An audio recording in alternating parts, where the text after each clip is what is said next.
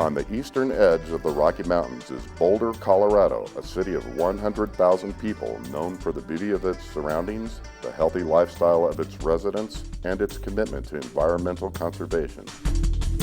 And because of its natural geography, the city has become a leader in the field of renewable energy. Boulder has taken advantage of one of nature's most powerful forces to create a sustainable and efficient form of energy.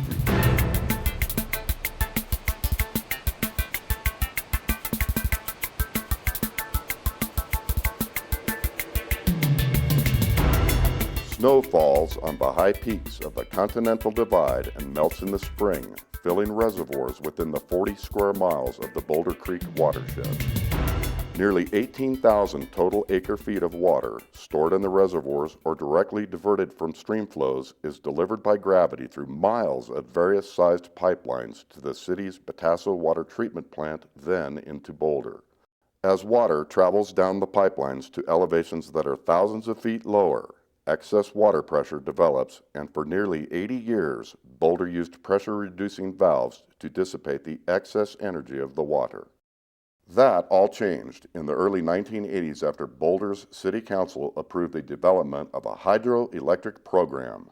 The idea of using Boulder's water pipelines to generate electricity was first proposed in 1906 and finally became a reality when the first hydro came online in 1985. Today, 8 hydro plants in 7 locations are owned and operated by the City of Boulder and are located throughout the city's municipal water system. The hydros reduced much of the excess water pressure in the pipelines, and the electricity from the plants is fed into the Xcel Energy power grid, providing enough electricity for over 8,000 homes. Hydropower is a natural fit for Boulder. Most of the pipelines used to transport water to the city were already in place. No new dams or reservoirs needed to be built, and the water used to generate hydroelectricity is still available for use by the city's residents. It's also a renewable resource that is replenished each year by mountain snowfall through the natural hydrologic cycle. Boulder's hydro plants also generate revenue through the sale of electricity to Xcel Energy. This revenue is enough to pay for the hydro equipment and its operating and maintenance costs. The revenue also means reduced water rates for the city's water customers.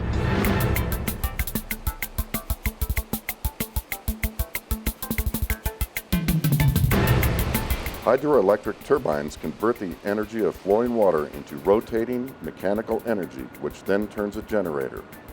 The generators use rotors and stators to create an electrical field when turned by the turbine. Boulder's 8 hydro plants use 2 types of turbines, depending on both the inflow and discharge conditions of the water. Pelton turbines are used on the city's untreated pipelines above the water treatment plant, where the incoming water has a high-pressure head and drops more than 800 feet. Pelton turbines remove all the pressure from the water, so they are also used where no residual pressure is needed in the outflowing water. At locations within the city's treated water system, Francis turbines are used. At these plants, the incoming water has a medium pressure head between 100 and 800 feet. The outflowing water must have enough pressure after the turbine has been turned to ensure water delivery to customers. 4 of Boulder's hydros use Pelton turbines, and 4 other plants use the Francis design. Let's take a look at how these 2 relatively simple turbines create energy.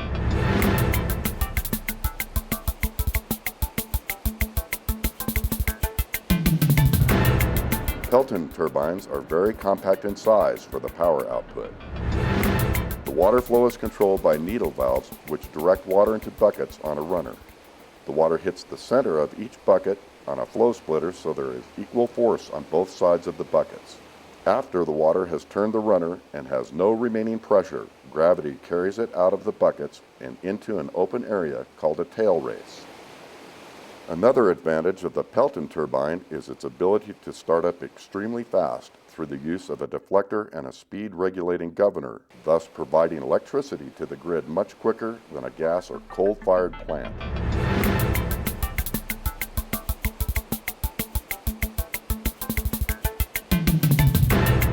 Francis turbines have a water-pressurized casing that completely encircles the runner. Water flows through wicket gates and turns the turbine blades. A draft tube in the center of the Francis turbine collects water that is at a lower pressure than the water entering the runner and transports it into a downstream pressurized pipe, which then delivers water to Boulder users. The Francis turbine is somewhat similar to a centrifugal pump. In fact, at two of Boulder's hydros that have Francis turbines, water flow can be reversed in direction to use the facilities as pumping stations when pipe pressure drops upstream.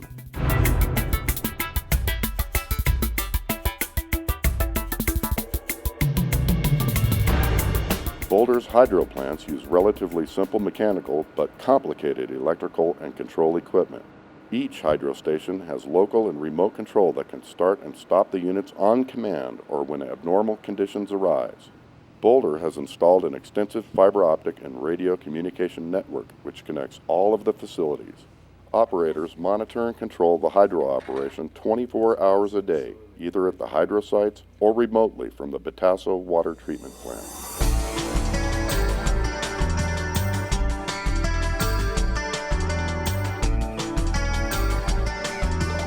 It took Boulder a number of years to develop this municipal hydropower system, but the facilities are now converting hydraulic energy into electrical power at a water-to-wire efficiency rate of 85%. Hydropower is renewable, it's efficient, it generates revenue, and it's a byproduct of Boulder's municipal water system. It allows Boulder residents to become less dependent on fossil fuels, and it's helping Colorado take the lead in green energy production. Boulder is using the natural power of water